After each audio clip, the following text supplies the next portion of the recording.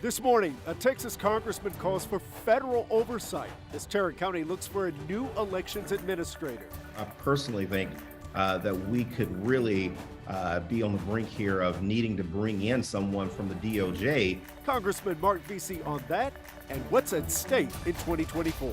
The next president of the United States of America, in my opinion, will probably replace Alito and Thomas. This week, House Republicans proposed hiring 3,000 more Border Patrol agents and restarting construction on border fencing. Republican Congressman Tony Gonzalez on what he says needs to happen next. They're so focused on the illegal immigration aspect of it, they're spending no time on legal immigration. This is the next step, I think. And school districts in Texas adding up with the state legislature could cost public classrooms. I just know that the impact on the district would be $9,800 for every student that leaves the district. Plano ISD trustee Nancy Humphrey takes us inside the calculations. Inside Texas Politics with Jason Whiteley starts now. And I'm Chris Lawrence in for Jason. Here's a look at some of the political headlines that you may have missed this year. The first piece of legislation to be passed by both the House and Senate is on its way to Governor Abbott's desk. The Workplace Violence Prevention Act requires healthcare centers to create and implement plans to prevent violence at work. They also have to do annual training and implement a system to report and investigate incidents of violence. And two of the most hotly contested bills intended to make students safer got final approval from the Texas House. They now head to the Senate for votes. The legislation provides schools with more armed staff, mental health training, and money for campus security. And President Biden is going to run for re-election. This week, he formally asked voters to give him more time to finish the job and to set aside concerns about his age. He would be 86 years old at the end of his second term, but has no serious Democratic rivals, but could face a hard-fought battle to retain the presidency. Congressman Vici tells us that Tarrant County needs federal oversight as it searches for a new elections administrator. The current one resigned this month over differences with the county judge. Jason Whiteley questions Vici on that, the debt limit, and what's at stake in 2024. Congressman Vici, it's good to see you again. Republicans have this bill to raise the federal debt limit. The GOP wants to use it to get President Biden to reduce spending. Biden absolutely refuses to do this. It has to be worked out by the summer, as you well know. Where is all this going to go? Look, we need to get something passed. Obviously, if the Republicans let us go into default, we're going to see, sky high inflation. I mean, if people think that the price increases that we experienced the last couple of years were bad when people had serious concerns, fair concerns about inflation, it's going to even be worse. Is there a way for Democrats to break that impasse, you think? Yeah, absolutely. Think that if the speaker will put a clean debt ceiling bill on the House floor, that he would get a lot of Democrats to vote for it. Congressman, the other big news in D.C., of course, and nationwide is President Biden announcing his reelection campaign for 2024. He told ABC News recently that his age is a fair question. Does it concern you whether he is up to such a high-pressure job as president of the U.S. at his age? Hey, look, I want to make this 100% clear. People really do need to understand this. The next president of the United States of America, in my opinion, will probably replace Alito and Thomas. And I think that it is hugely important for all Democrats to get behind Biden. I think that he's doing a great job. He has a lot of wisdom along with those 80 years that he has. And I think that he'll continue to do a great job when he's 81, 82, 83. And I have no issues at all about his age. I think he's doing a great job. What I'm concerned about is, what sort of future my 17-year-old son is going to have if you have a Supreme Court that's going to want to make it harder for him to vote and make it harder for African Americans to be able to get into colleges. Congressman, let me ask you about something going on in your district right now. The Tarrant County Elections Administrator, Hyder Garcia, announced his resignation. There's a lot of talk about who might replace him. I'm curious how you think this is going to unfold and what you think the next elections administrator there in Tarrant County, which has kind of been a swing county in this state, what that person needs to have. Whoever is the new elections administrator and however they are picked, that the last thing on their mind needs to be partisan elections, and the county judge and the commissioner's court, that should be the last thing on their mind. I think personally, with a lot of the comments that have been made so far by the county judge, I think the zeal to try and find someone Black that they can charge with voter fraud by bringing in this election integrity specialist, I personally think that we could really be on the brink here of needing to bring in someone from the DOJ to give some oversight to Tarrant County, because you have a partisan elected official that's probably trying to further their own political career and political agenda by being some sort of a hero, instead of just running fair elections, man. Congressman, what would have to happen for you to ask the DOJ to come in and have oversight? Because nothing illegal has happened there in Tarrant County, to my knowledge. If someone is committing voter fraud, they absolutely need to be held accountable for that. But they did an audit. They looked into this, and there was no voter fraud. And so now you want to run the guy out of town because he won't help you find voter fraud? That's scary. That's 1880s scary. And it's something that we do not need to happen in this country again. And so I think there's already, again, a lot of evidence there that perhaps Tarrant County needs to have a closer look. And people need to be very careful about the rhetoric that's coming from Tarrant County government right now, because I'm telling you, it is not good. And it's built on suppressing and using minorities as foil, while those three people look for ways that they can, be some sort of right-wing heroes. And I'm not going to stand for it. Congressman, we'll be watching to see how that one plays out. Thank you for the time. Yeah, absolutely. Thank you, Jason. Lawmakers have passed several bills aimed at strengthening school security in response to the mass shooting in Uvalde last year. Schools have to hire at least one armed security officer on every campus, install silent panic alert buttons in every classroom, and some of the staff members who qualify could get extra pay. But one bill that a lot of the victims' families want hasn't received very much traction. So let's go now down to Austin. Brandon Formby is a news editor at the Tribune. Brandon, what specifically were the victims' families asking for? The bill that most of them kind of coalesced around would raise the age limit for buying semi-automatic rifles from 18 to 21. In the case of the Uvalde shooting, the shooter had just turned 18 when he bought the weapon he used.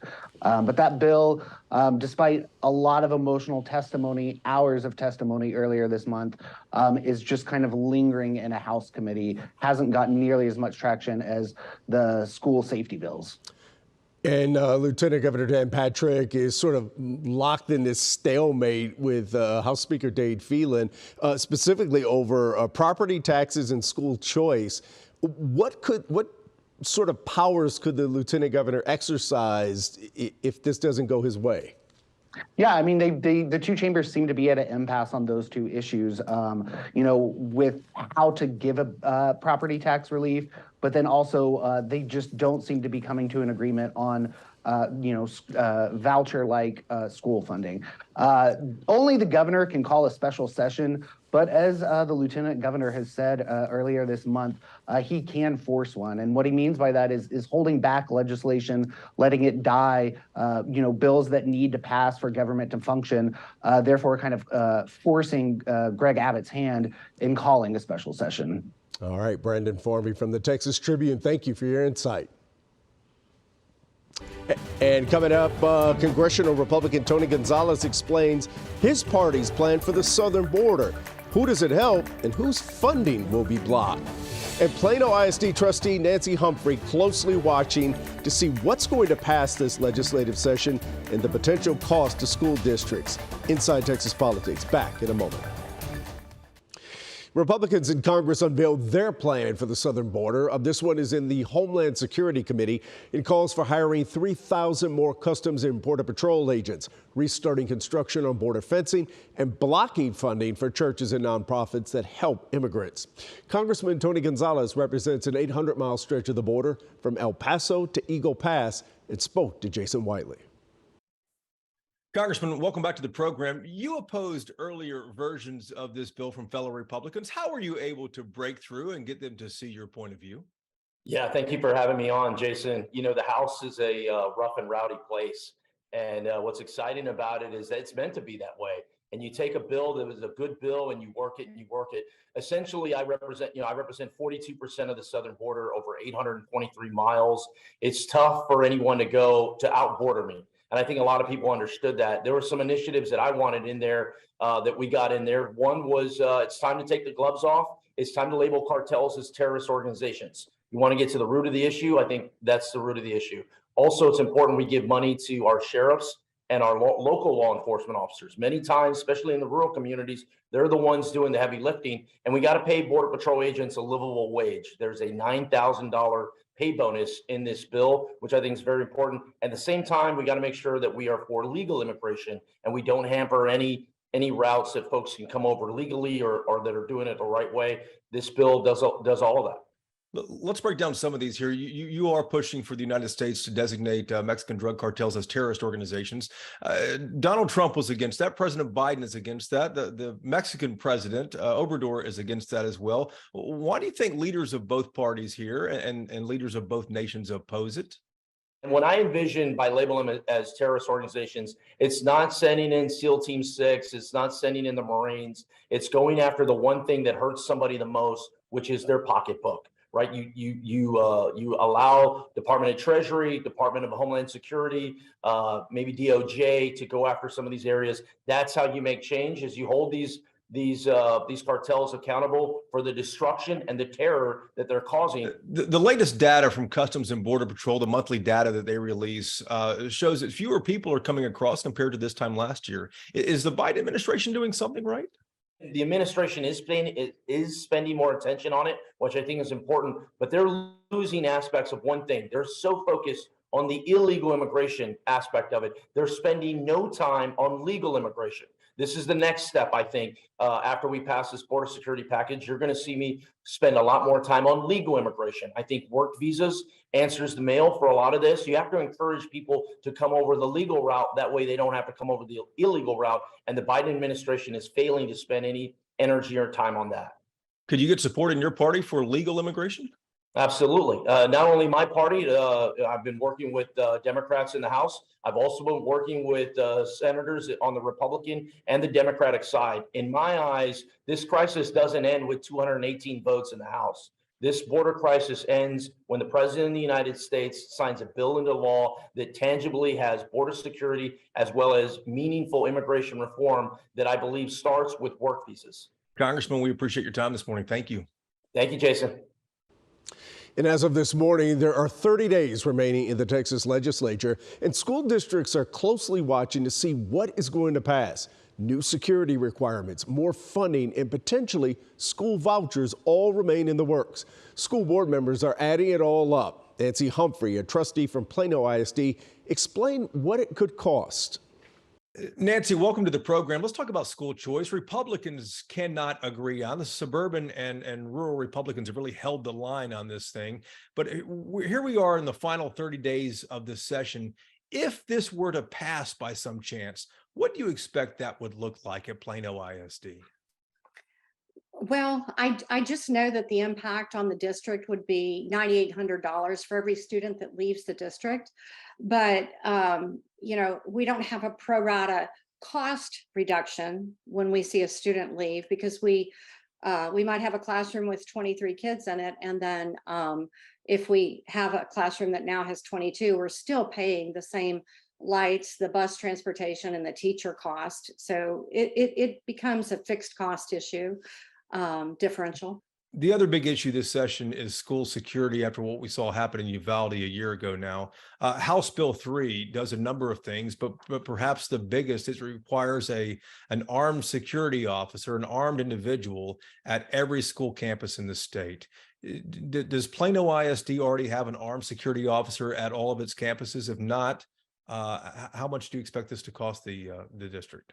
Well, we would need 42 new officers. And what I keep hearing, on TV, in the newspaper, that there's a labor shortage in all industries, but I know there's a staffing shortage in police officers. They're working really diligently, and they're having to give raises to attract officers to come and be on their police department force. So I think that will be one of our biggest challenges. It's not so much the funding, unless they pull funding away from this bill, but it will be, where are we going to find these individuals, and how are we going to get them trained? And according to the bill as it's written, it takes effect in this upcoming school year, 23-24. So that's a really quick timeline. We need flexibility to ramp this up. At the end of the day, though, when the gavel falls at the end of the month here, the end of May, are school districts going to come out on top, underneath, or where after lawmakers get finished? I think about this when I talk to legislators, and they say Texas is the 9th largest economy in the world. And I'm so proud of, I'm a 5th generation Texan, so I'm proud of that.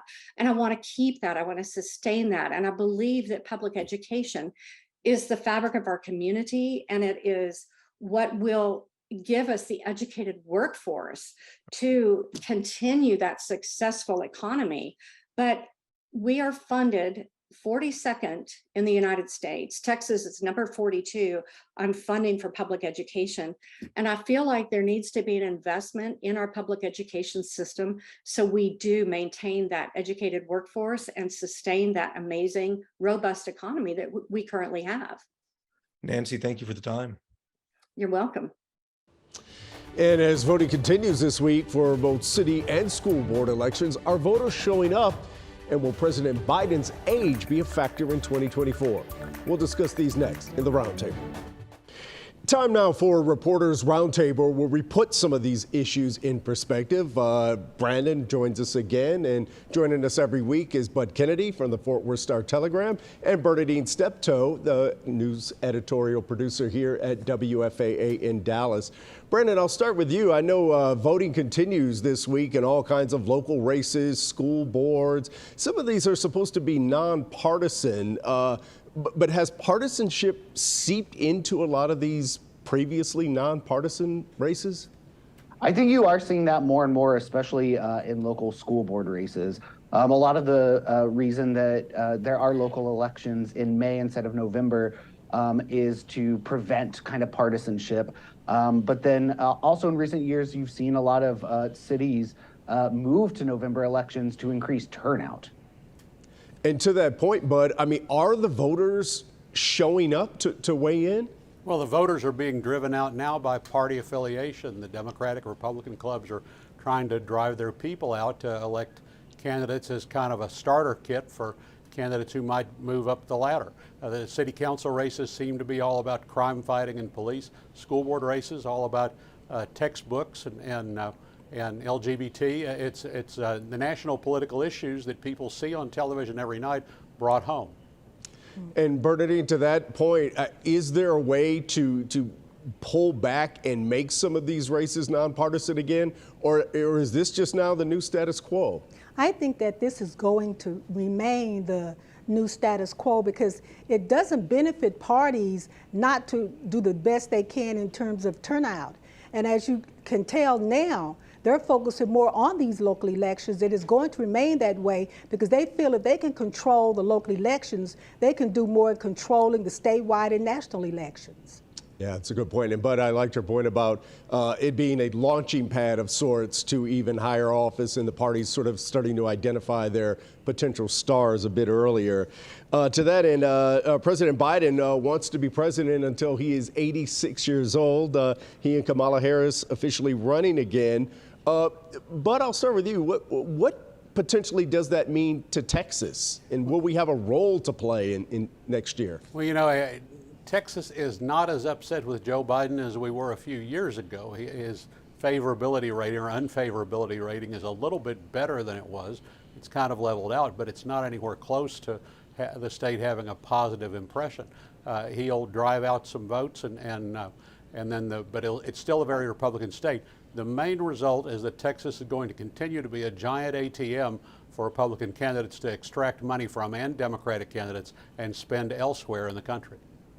And Brandon, you know, having President Biden again at the top of the Democratic ticket, in what ways could that impact sort of the rest of the ballot? I don't know that we're going to see tons of impact in terms of results. I mean, I think in the last few election cycles, you know, the Republican Party in Texas has kind of established itself, proven itself as the dominant party. And, you know, we're kind of a state with one party rule right now. I think to Bud's point, you know, we'll see a lot of national figures travel here, but it'll be more about fundraising for national and outside campaigns rather than for, you know, raising support for Texas candidates. Yeah, coming for the check, so to speak. Thank you very much. And Bernadine, you know, what role, if any, do you see Texas playing in 2024 if President Biden is at the top of the Democratic ticket running for re-election? Well, I think it's going to depend a lot on who the Republican nominee is. Because if you have our former president, Donald Trump, you may see a larger turnout than normal, and keep in mind, Democrats turn out in presidential elections, and it might affect the down ballot candidates. I don't think it's going to play a lot in the presidential in terms of a Republican not taking the state, but I think that you might see more of a down ballot effect if depending on who the Republican nominee is. All right, Bernadine Steptoe, Bud Kennedy, Brandon Formby, thank you all so much for not only your insight, but putting all of these issues into context. Thank you.